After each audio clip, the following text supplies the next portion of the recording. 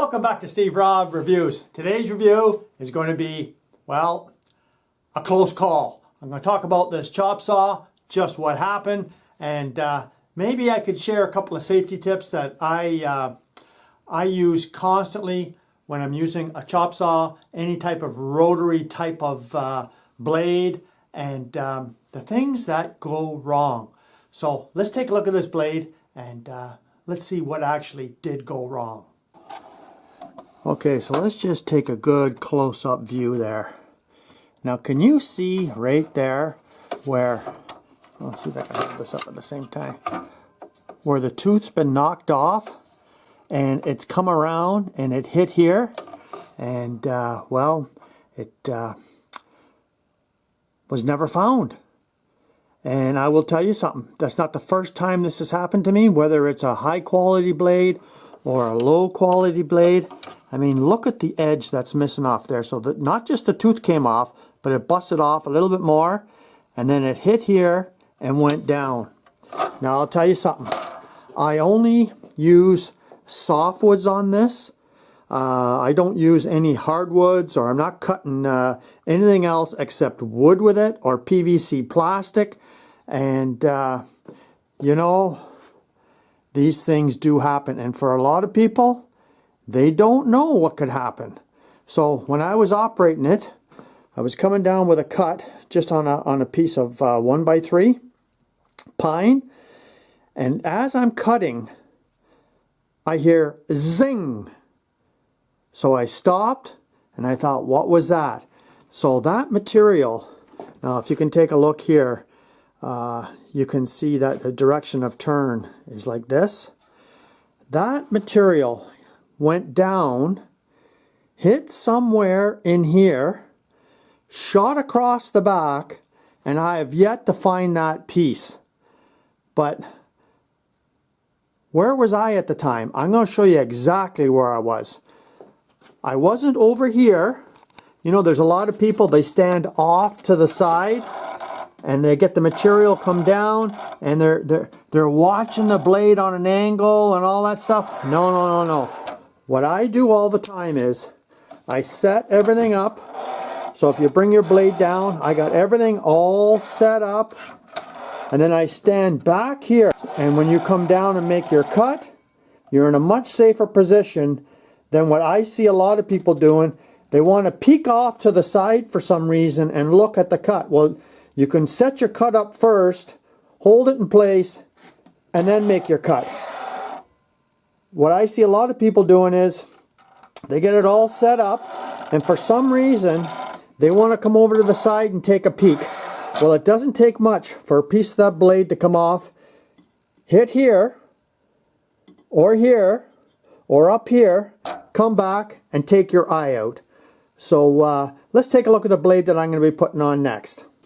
Okay, so this is the blade that I'll be putting on, and of course, you know, if you go with a lower tooth count, you're going to get not as good of a cut. This is a finished blade, and for 99% of the time when I'm cutting stuff, it's for a finish look.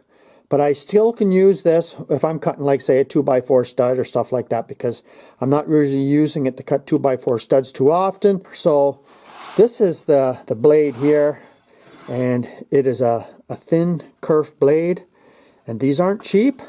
And I recommend everybody not to go shopping on your favorite, online site and buying the cheapest blade out there, because you know what? Yeah, you only get what you pay for. And the one that's on there is not a DeWalt. And I'll take it off and let's just compare it to this one right here. Okay, so I got the blade off, and this brand I have used before and it's very good.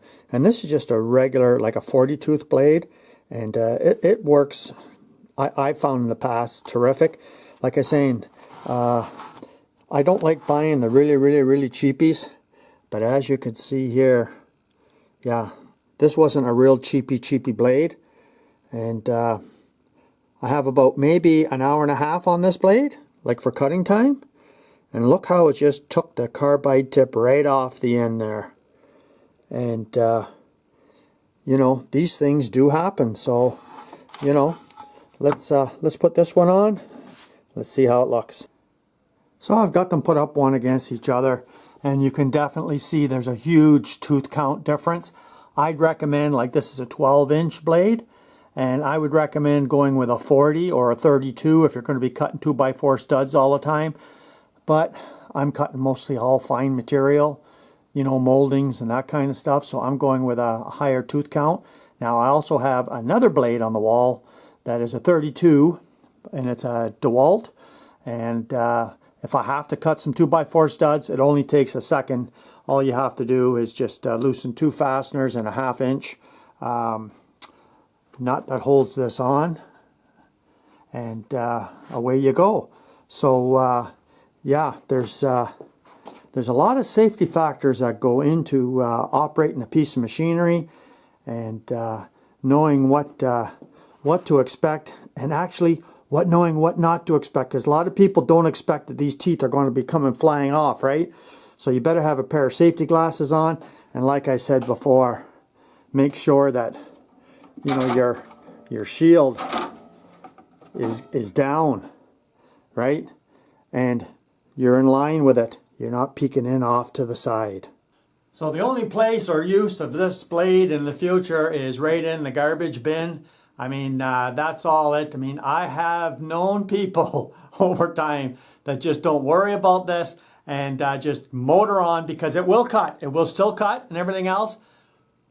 But if one of these teeth fall off, to me, in my mind, I'm thinking, okay, so the odds are, well, maybe it's just not such a great blade and they had problems at the factory and the tooth fell off, but maybe more are going to fall off. So how much do you want to push your luck, right? No, this is going right in the bin. So thanks for joining me here today. Come back again. If you haven't seen this channel before, you're welcome to subscribe and see some interesting things that I do every week, including sharing safety tips. Cheers.